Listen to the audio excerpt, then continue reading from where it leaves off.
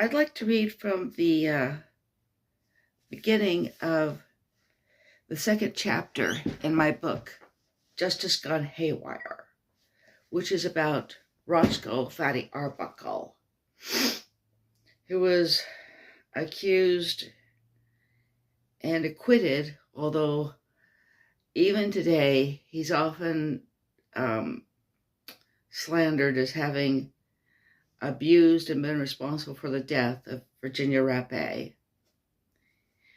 But here's the start of it. Roscoe Conkling Fatty Arbuckle would not do comedy in which his weight was used to get a cheap, easy laugh. For example, he refused to be seen stuck in a chair or doorway.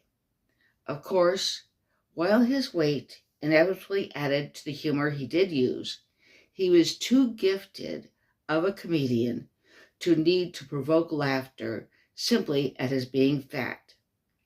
In the silent film era, he was considered second only to Charlie Chaplin in his talent.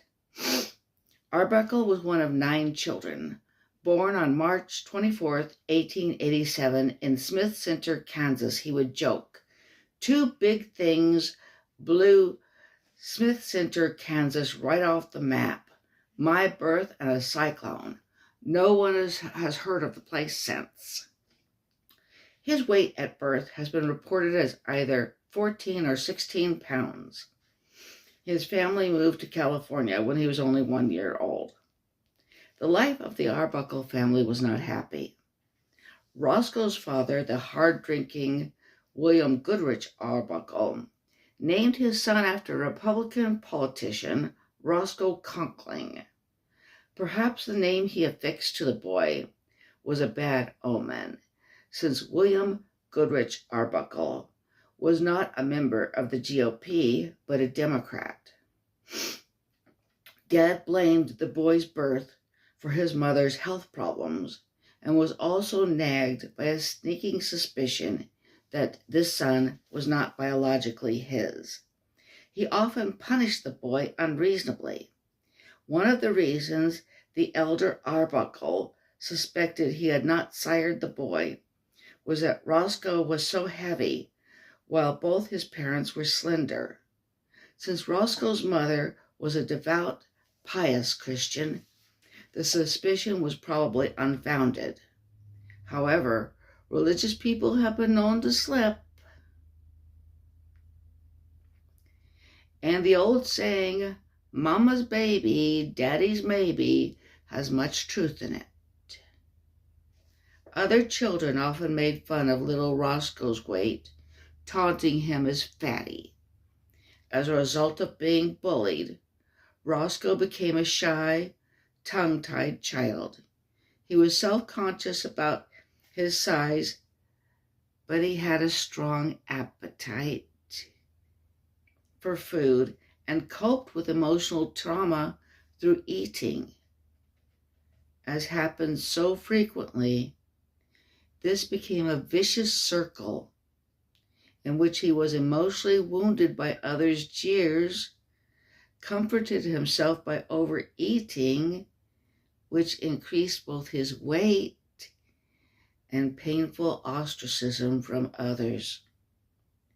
However, the boy soon found that his shyness and self-consciousness seemed to magically melt away when he was performing in front of an audience. Roscoe could sing beautifully and was remarkably limber and agile despite his size. He made his stage debut at the age of 8. From then on, the blue-eyed, exuberant youngster saw a lot of the theater. The multi-talented young boy worked as a clown, a singer, and in acrobatic acts. Okay, so that's a little taste of the beginning of it.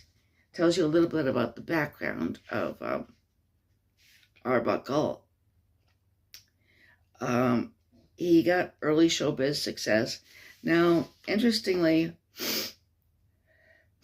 he got showbiz success in an era in which boarding houses often had signs warning, "No dogs or actors allowed."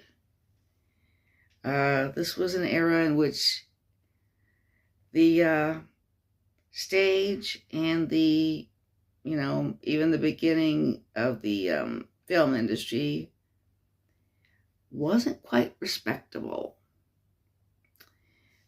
But it did have its fans, and he would get a lot of fans when he became a silent film star, and then he would crash in a really bad way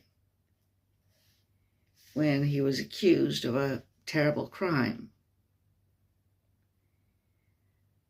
Okay, now one of the kind of bitter ironies is